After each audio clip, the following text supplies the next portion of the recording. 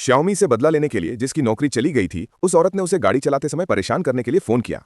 उसने झूठ बोला कि उसका अपहरण हो गया है, लेकिन जैसे ही वो इस बात से खुश हो रही थी, उसे ध्यान ही नहीं रहा कि गाड़ी के सामने अचानक एक बिल्ली आ गई। वो घबराकर ब्रेक मारने लगी, लेकिन अचानक उसकी गाड़ी सड़क किनारे खड़ी दूसरी गाड़ी से टकरा गई। उसने तुरंत पुलिस को फोन किया, लेकिन फोन की दूसरी तरफ से आई आवाज ने उसकी उम्मीद तोड़ दी। शायद उस समय उसे अपने किए हुए कर्म याद आ गए होंगे, लेकिन उसकी मूर्खता यहीं खत्म नहीं हुई।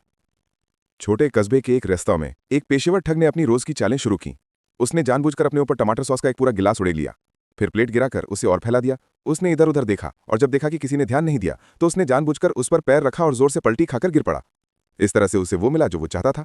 रेस्टोरेंट वाले डर गए कि कहीं उन पे केस ना हो जाए, इसलिए उन्होंने निजी तौर पर समझौता किया और उसे मोटा मुआवजा दे दिया। लेकिन वो औरत यहीं रुकने वाली नहीं थी। उसने जल्दी ही एक और बड़े शिकार को निशाना बनाया। वो था एक अमीर आदमी जो मर्सिडीज चलाता था।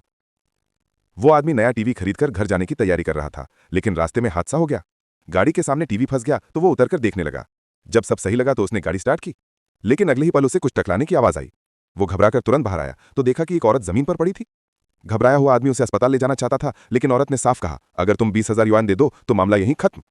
इतना ही नहीं, उसने झूठ बोलते हुए सिर पकड़ लिया और बोली, अब तो मेरा सिर फूट गया है, 50,000 से कम नहीं तो कोर्ट में मिलो। आदमी पहले तो नहीं मानना चाहता था, लेकिन गाड़ी उसकी थी, इसलिए आखिरकार उसे पैसे देने पड़े। लेकिन उस औरत को इतना आसान पैसा मिलना अच्छा लगने लगा। उसने एक और बड़े शिकार को निशाना बनाया। जैसे ही उसने गाड़ी के पास जाने की कोशिश की, अचानक दूसरी गाड़ी ने उसे टक्कर मार दी। उस गाड़ी में एक अमीर औरत बैठी थी, जिसने तुरंत पुलिस को फोन कर दिया।